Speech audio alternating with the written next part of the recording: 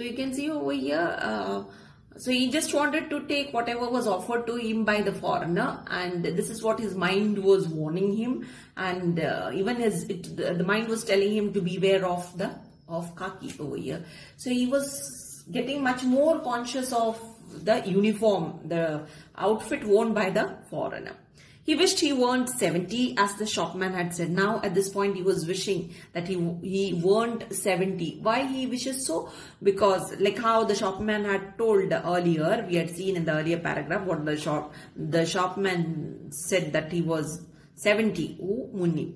So he wished that he weren't. Munni was wishing at this point, because at 70, one didn't run but surrendered to whatever came. So this is what he felt over here. At the age of 70, one was unable, one becomes very weak and was unable to run, and often surrendered oneself to whatever came on their way. So this is what Munni was feeling. So that is why he wished that he weren't 70. He could only ward off trouble by talk. He could only get rid of trouble just by talk. No ways of running and escaping from trouble. So he went on all in the chaste Tamil for which Kirtam was famous. So he went on all in the chaste Tamil, in that very simple Tamil. What Kirtam, the people in Kirtam spoke very simple Tamil. So with that we can understand it was the local language, colloquial language, not the language of the books, not literary language, right? So that was Kirtam famous for. So you can understand the people in Kirtam were not much educated, or you can say that they were all illiterate over here. So that is why this place was famous for, because they used very simple Tamil in this place called Kirtam.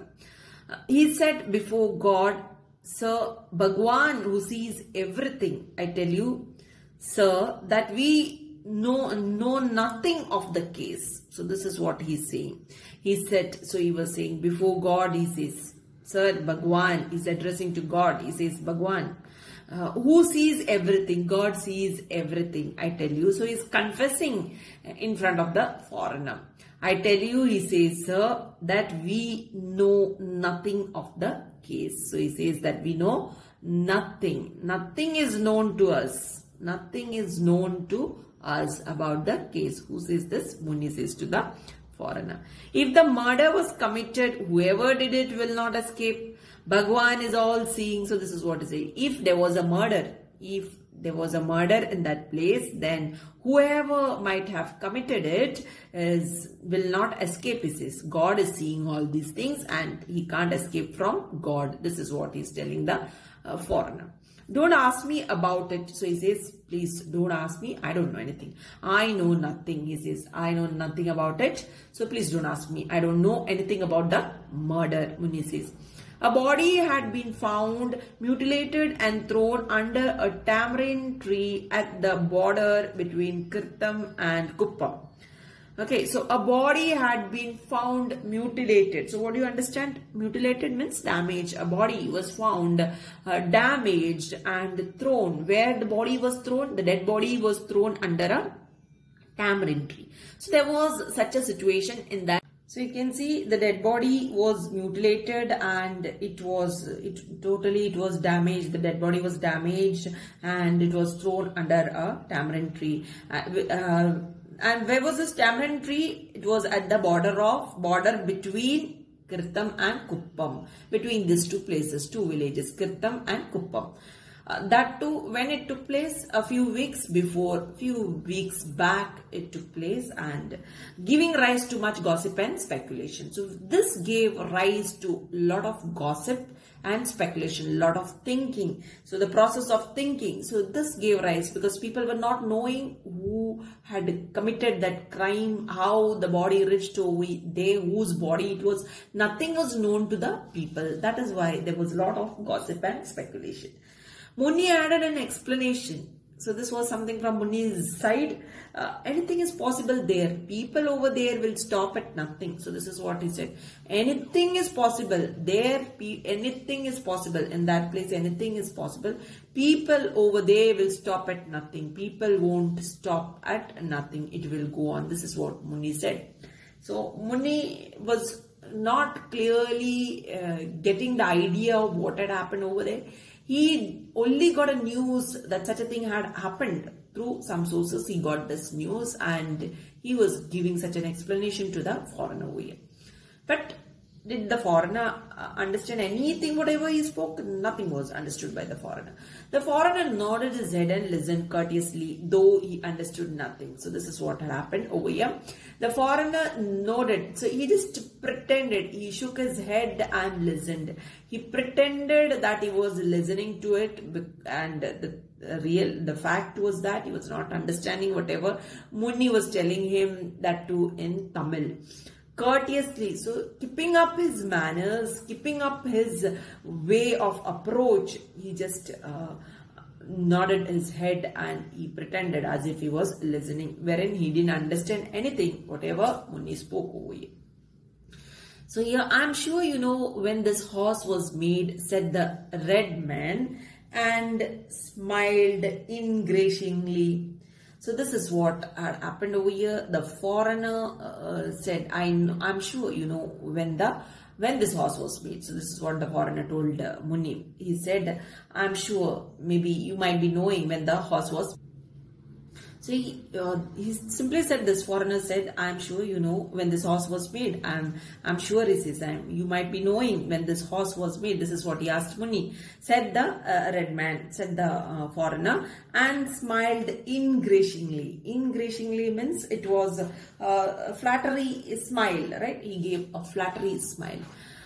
Munni reached to the relaxed atmosphere by smiling himself and pleaded, please go away, sir. I know nothing. So this is what he went in a relaxed manner, because we know earlier it was told in the previous paragraph that at this age of 70, nothing else can be done, only by talk. He can reduce some things, or he can change certain things. This is what Munni felt, isn't it? So he reacted in a very relaxed atmosphere. He went over there by smiling himself. He smiled at himself and just pleaded. He begged in front of the foreigner. Please go away, sir. This is what he said. Please go away, sir. He said, I know nothing. I promise we will hold him for you if we see any bad character around, and we will bury him up to his neck in a coconut pit if he tries to escape. But our village has always had a clean record. So this is what he says. He goes to the foreigner and he pleads in front of the foreigner. He says, Please, sir, he says, you go away.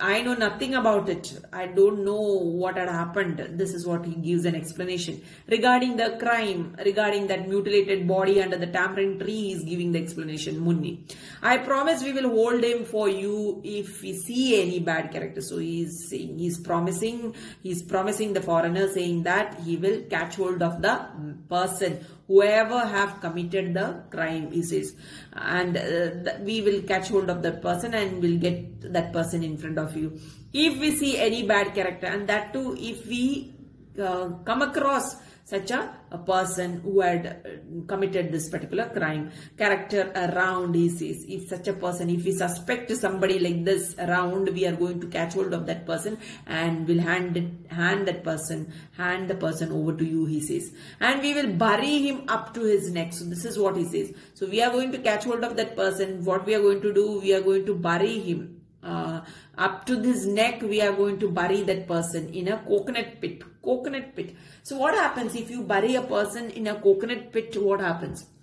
The person won't be able to run away. So when he tries to run, what will happen? He will slip off and he will fall in the pit. So in a pit, he is going to bury this man up to his neck in the coconut. Up to his neck, there will be coconut in the pit.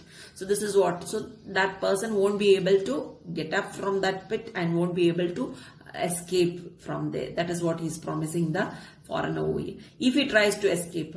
But our village has always had a clean record. So then he says, such a thing will never happen in our village, because our village has always had a clean record, he says. That means nobody ever have committed any crime in that particular village of Kritam. This is what he assures the foreigner. Must definitely be the other village, and he says that means this person whoever have committed the crime definitely might be from some other village. It's not from our village. This is what he assures the foreigner. Without knowing what the foreigner was asking, Munni is speaking all these things over here. That is what you can understand.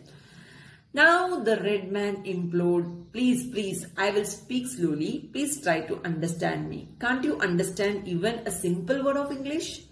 Everyone in this country seems to know English. I have gotten along with English everywhere in this country, but you don't speak it. Have you any religious or spiritual scruples against English speech? So this is what he's asking. Now the red man implored. He was not understanding whatever Munni spoke over here. The way Munni was pleading, speaking in front of the foreigner was unable to understand what Munni was speaking. So he just said, please, he asked Munni to stop whatever he was going on.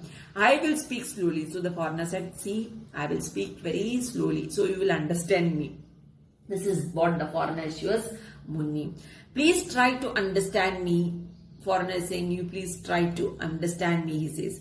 Can't you understand even a simple word of English? Then he's asking Munni, don't you understand? Even a simple word in English, he says. Everyone in this country seems to know English, but that is not the case in India over here. Everyone in this country, he says, seems to know English. Everyone knows English. And then how come that you don't know? The foreigner is asking Munni. I have gotten along with English everywhere in this country, and I managed to go through everywhere, go along with English everywhere in this country, everywhere in India. That is what the foreigner says. But you don't speak it, and how come that only you are not speaking and you are unable to speak over here? Why? How? This is what the foreigner is asking. Have you any religious or spiritual scruples against English speech? So this is what he is asking. Is it something like this, that because of some religious or because of some spiritual unwillingness, scrupulous means unwillingness, that you are not speaking English? Whether you have any religious or spiritual unwillingness against English, so that you are not using the English speech, because of that are you not speaking English? The foreigner is asking Munni, because foreigner want to know why only one person is unable to communicate in English, rest all are not like that.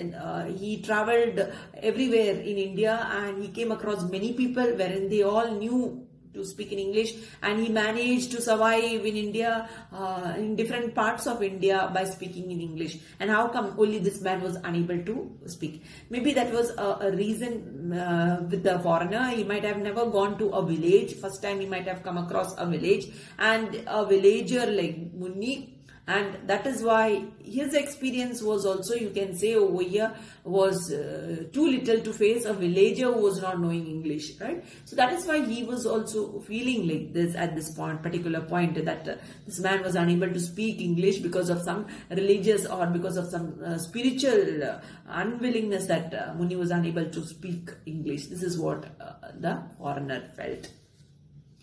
Munni made some indistinct sounds in his throat and shook his head. Encouraged, the other